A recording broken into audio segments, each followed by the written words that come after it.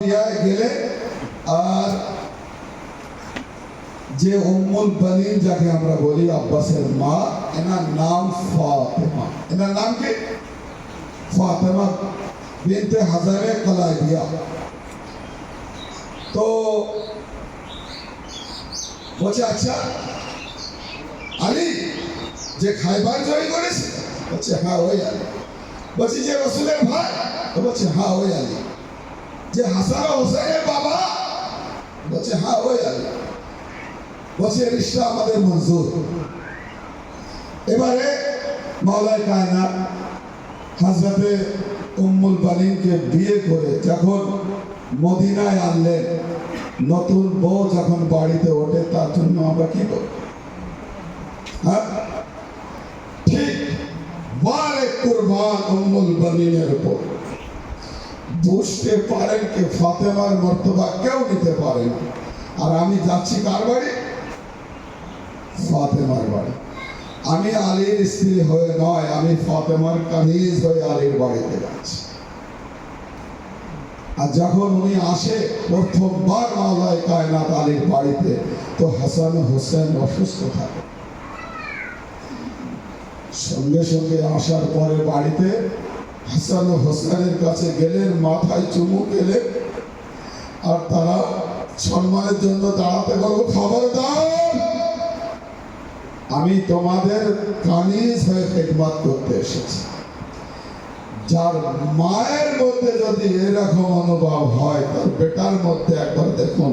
সেই জন্য মাওলা আব্বাস হোসেনকে ভাই বলে ডাকতো না, কেননা মা প্রথম দিন বলে দিয়েছিল, আমি বড় হয়ে নয়, আমি কানিজ হয়ে আলীর ঘরে এসেছি, তার সন্তান গোলাম হবে কি হবে না। মাওলা আব্বাস সেই জন্য হোসেনকে কোনোদিন ভাই বলে ডাকতো না, সবসময় আকা আকা, মাওলা ছাড়া বলেছিল না আব্বাসের। এবারে যখন আব্বাস আলমদারও সময় আসলো, জনাবে আব্বাস জন্মগ্রহণ করলেন, খবর পৌঁছে দিল মাওলার কাছে। মাওলা আসলেন, আসার পরে যখন আব্বাসকে কোলে নিলেন, বলে নেওয়ার পরে আগে মাওলায়ে কায়নাত আলী ইবনে আবি তালিব আব্বাসের দুই বাহুতে চুম্বন করছে। একবার উম্মুল বানিন দেখে বলছে, মাওলা আমার ছেলে হয়েছে, আপনি কোলে নিয়েছেন, আর দুই বাহুতে চুম্বন করার পরে আপনি কাঁদছেন কেন? তো বলছে উম্মুল বানিন, শুনতে হবে না, শুনলে তোমার বুক ফেটে যাবে। তো বলছে না মাওলা, আমাকে বলতেই হবে। তখন মাওলা বললেন যে এই তোমার সন্তান আব্বাস 10ই মুহররমে আমার হোসেনের উপরে এই দুই বালিশ শহীদ করে দেবে। আর সেই দৃশ্য আমার সামনে ভেসে উঠছে, আমি অঝরে কাঁদছি এই জন্য। আজাদারও বাস আলমদারের কথা আমরা শুনলাম, সঙ্গে সঙ্গে চোখ দিয়ে অশ্রু বের হলো। একবার চিন্তা করুন আব্বাস আলমদারের মর্তবা, আব্বাস আলমদারের ব্যক্তিত্ব কিরকম মজিদ মর্তবায় ছিল। আজাদারও আব্বাস যখন কারবালায় আসলেন, চারিদিক থেকে এজিদের ফৌজরা আসা শুরু হলো। তো জনাবে আবুল ফজল আব্বাস একটা ময়না করলেন, নজর করলেন, কারবালার প্রান্তে ঘুরে ফিরে দেখলেন। দেখার পরে ছাইমায় ফিরে আসলো। আসার পরে আলী আকবরকে ডাকলেন, আলী আকবর। যখন আলী আকবর আসলো, তো জনাবে আবুল ফজল আব্বাস বলছে, আকবর, এজিদের সৈন্যরা যারা এসেছে কারবালায় উপস্থিত আছে, হাজির আছে, আমি ঘুরে ফিরে দেখলাম, আমি 4 ভাগে ভাগ করলাম এই সৈন্যকে, আমি 4 ভাগে ভাগ করলাম। হে আকবর, 2 ভাগ আমার উপরে ছেড়ে দাও,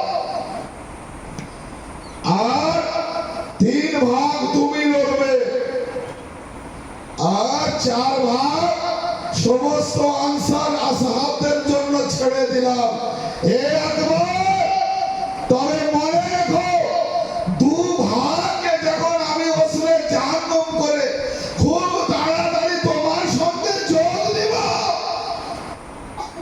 আর দুজনা মিলে এজিদের সৈন্যকে ওসলে জাহান্নাম করব।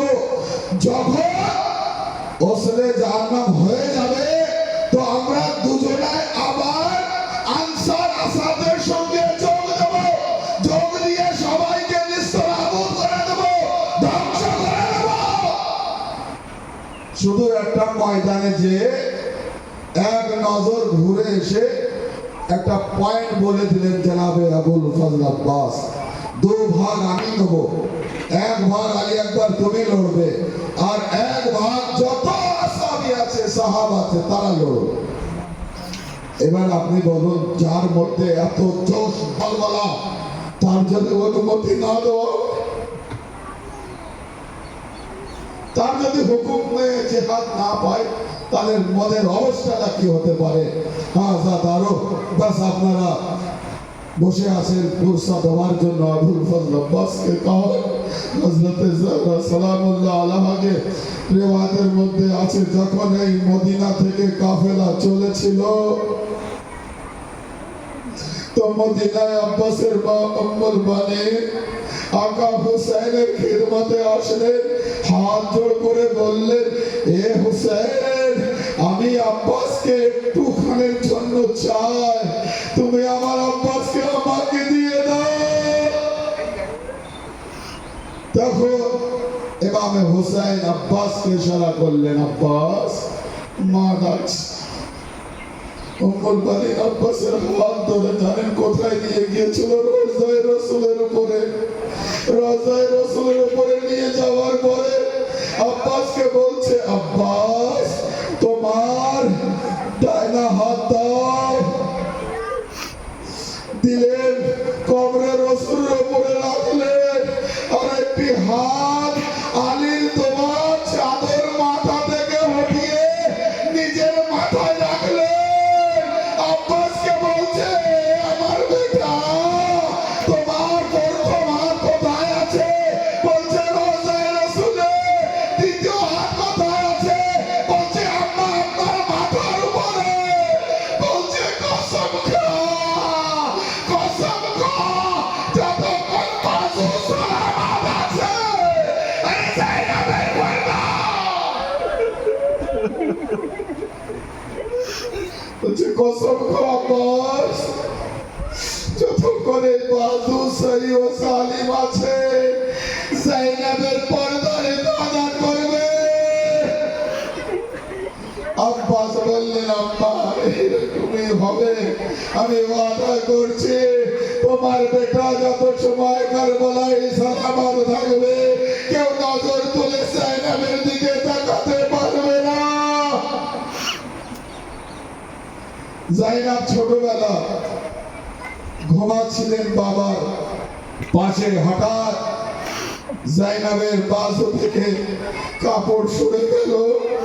তো জনাবে আলী মুর্তজা সেই বাজুতে চুম্বন করছেন। হঠাৎ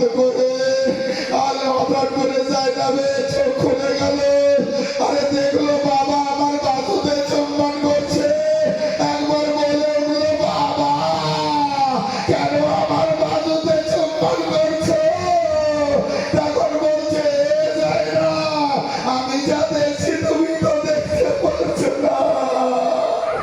আরে তোমার এই বাজুতে দড়ি বেঁধে ঘোরানো হবে, তোমার পর্দা কাটা হবে।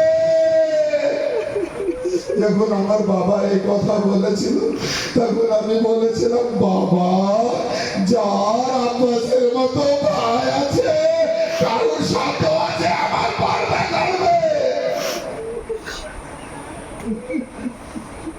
বেসাদারো জনাবে আবুল ফজল আব্বাস অনুমতি নেওয়ার জন্য মাওলার বারগায় আসলেন। কিছু মতে অনুমতি মিলছে না। মাওলা যখন হায়বার দিকে যাচ্ছে, সাকিনা চাচাকে দেখে বলছে, চাচা সাকিনা খুব প্যাসা আছে, যদি পারেন তো একটু পানির ব্যবস্থা করেন। বলছে, হ্যাঁ সাকিনা, তোমার বাবাকে আমি বলছি বারবার, কিন্তু আমাকে অনুমতি দিচ্ছে না। যখন এই কথা শুনলো না জানাবে সাকিনা, তো মুশকিলা নিলেন আর জানাবে আব্বাসকে বললেন, চাচা আমাকে বলে নিয়ে চলো। যখন দূর থেকে হোসেন দেখলে, তখন আব্বাস বলছে, তখন মাওলা হোসেন বলছে, আব্বাস এবারে সাকিনার বাহানায় তুমি বাড়ি হাঁটতে যাবে। আব্বাস যদি তাই হয় তাহলে শর্ত এটাই, তলোয়ার নিয়ে যেতে পারবে না, একটা ভাঙা নেজা দিলেন আর মাসকে সাকিনা নিয়ে জনাবে আবুল ফজল আব্বাস ফোরাত কোলের দিকে চললেন। যখন ফোরাত কোলের দিকে যাচ্ছিল, আরে জালিমেরা আব্বাসকে দেখে ভয়ে পালিয়ে গিয়েছিল। আরে ফোরাত খালে আব্বাস ঘোড়া ফোরাতে ডাললেন, মাসকিজা সাকিনা এত শুকনো ছিল, আরে বৃষ্টি দেরি হচ্ছিল। আরে অনেক সময় পরে আব্বাস সাকিনার বছরে পানি বললেন, বলার পরে একবার দুই হাতে পানি তুললেন। আরে একবার কি দেখলে, আরে সাকিনা চাচাকে বলছে, চাচা আমি অনেক পিপাসা, আগে আমি পানি পান করবো। আব্বাস আলমদারের গায়েরা পানি ফেলে দিলেন। দেওয়ার পরে মশক আলম নিয়ে এবারে জনাবে আব্বাস খায়বার থেকে রওনা হচ্ছে। এজিদের দলেরা মনে করছে এই পানি যদি খায়বায় পৌঁছে যায় তাহলে হুসাইনকে আর মারা যাবে না।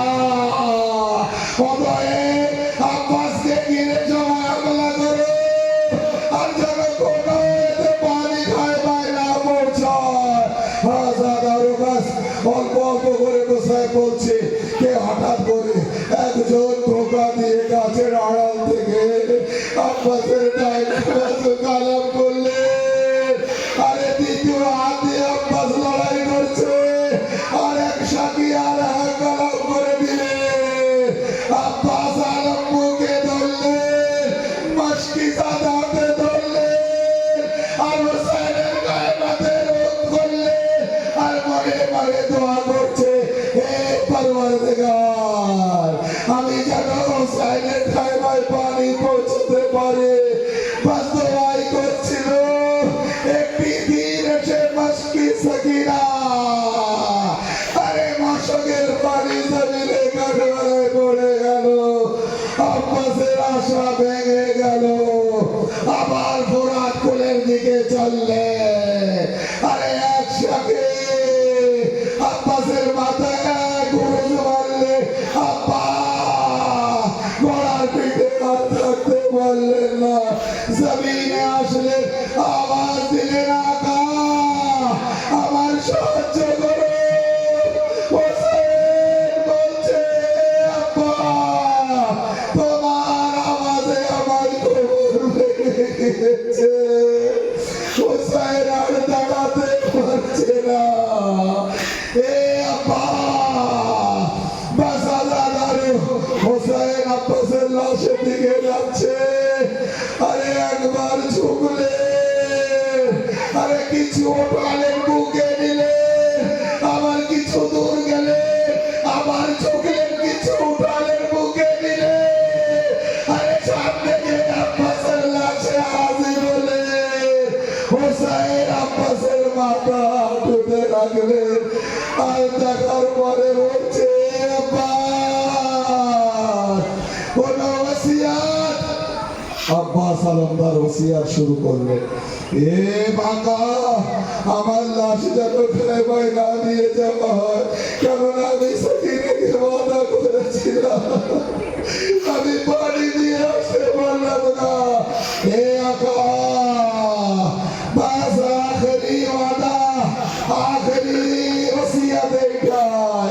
যখন আমি প্রথমবার এসেছিলাম, তো আপনার জিয়ারত করেছিলাম। যখন দুনিয়া থেকে যাচ্ছি তো শেষবারের মতো আপনাকে একবার দেখতে চাই। তো বলছে মাওলা আব্বাস আমি তো তোমার সামনে বসে আছি। বলছে মাওলা এক চোখে তীর লেগে আছে, এক চোখে রক্ত ভরা আছে। আরে মাফ করবে, আমার রক্ত একটু মুছে দেবে। হুসাইন রক্ত মুছলেন। আব্বাস আলমদার হুসাইনের জিয়ারত করলেন। যখন হুসাইনের জিয়ারত করা হয়ে গেল তো এবারে হুসাইন বলছে আব্বাস সারা জীবন মাওলা বলে ডেকেছ, আজকের দিনটা আমাকে একবার ভাই বলে ডাকো। আব্বাস বললেন মাওলা আমি যদি ভাই বলি তো আমার মা উম্মুল বাড়ি আমাকে মাফ করবে না, কারণ আমাকে বলেছিল খবর না হোসাইনকে কোনদিন ভাই বলে ডাকবে না। এ মাওলা আমি কেমন করে আপনাকে ভাই বলবো? হঠাৎ এক বিবির আওয়াজ, এ আব্বা তুমি হোসাইনকে একবার ভাই বলে ডাকো। বলছে আপনি কে? বলছে আমি তোমার মা ফাতেমা জাহরা। আরে আমার পুরো করে দাও। এ আব্বা তুমি উম্মুল বাড়ির ছেলে নাও, তুমি আমার ছেলে, আমি ফাতেমা জাহরা। আলানাতুল্লাহ আলাল কওমিস সালিমিন। সিয়ালামুল লাযিনা সালামু আলাইহি ওয়া রাব্বিহি আল্লাহ আবুল কাজী রাসূলুল্লাহ সাল্লাল্লাহু আমাদের সকলের গুনাহ মাফ ফরমা, আমাদের এই আযাদারিকে কবুল ফরমা। চোখ দিয়ে যে পানিগুলো ঝরেছে পরওয়ারদিগার এই চোখের পানির বিনিময়ে আমাদের সকলের গুনাহ মাফ ফরমা। পরওয়ারদিগার আমাদের সকলকে বেশি বেশি আমাদের সায়ের করনে কি তৌফিক ইনায়াত ফরমা। পরওয়ারদিগার ফরশে আযা যেখানে যেখানে বিছানো হয়েছে ফরশে আযাগুলিকে হেফাজত ফরমা। পরওয়ারদিগার আমাদের যুগের ইমাম জামানার জহুরে তাজিল ফরমা। মাতামে হুসাইন ইয়া আব্বাস ইয়া আব্বাস।